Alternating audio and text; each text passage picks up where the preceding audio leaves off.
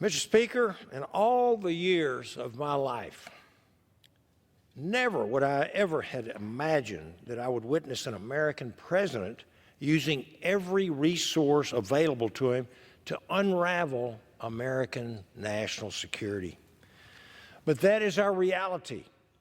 Since Joe Biden's very first day in office, the American people have watched him repeatedly and deliberately turn a blind eye to the border crisis unfolding down at our southern border and even up in our northern border. As a result of his negligence, millions and millions of illegal aliens, including cartel members, terror suspects, human traffickers, deadly drugs, illicit weapons, and more, much more, have been allowed to enter the nation freely with fatal results for tens of thousands of American citizens, and even the migrants themselves.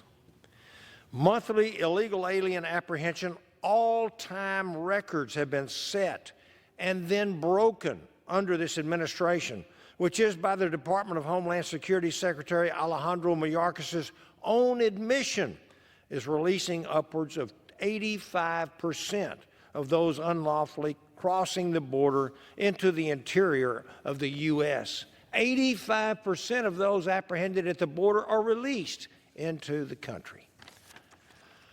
More than 242,400 illegals were encountered crossing the southern border last November, a 236% increase from November of 2020, and roughly the population of Scottsdale, Arizona. I could give an appropriate metaphor for December's historic border apprehensions, which reportedly have surpassed 302,000, but the administration has yet to make those public for sure. Knowing this, the president and his cronies would still have us believe that the southern border is somehow secure, which leads me to think that either they do not know the definition of the word secure or they think the American people are stupid.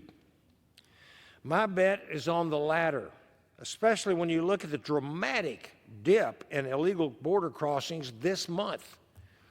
We were at the border 2 weeks ago with our speaker, and inexplicably, before we got there, numbers had dropped mysteriously.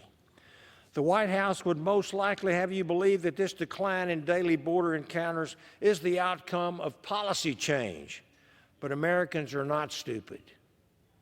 This is nothing more than another facade to fool the public into thinking that the left has finally come to its senses on border security. Don't fall for it. Nothing could be further from the truth. Whatever backhanded deal this administration has suddenly made with Mexico for a temporary period of time has nothing to do with your safety and everything to do with the optics surrounding a particular event taking place this November, a certain national election.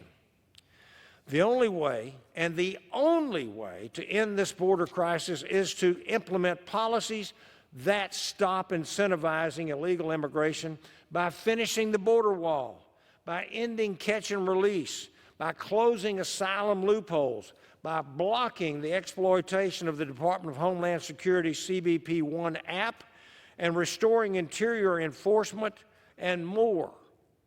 All policies that this administration and congressional Democrats clearly have no intention of doing on a permanent basis whatsoever.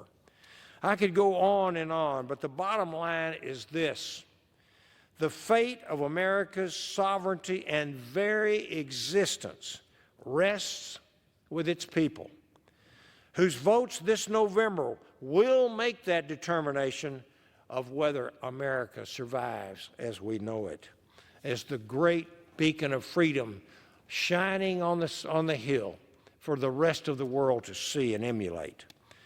I will never falter, and I will continue working to close the southern border and hold this administration to account.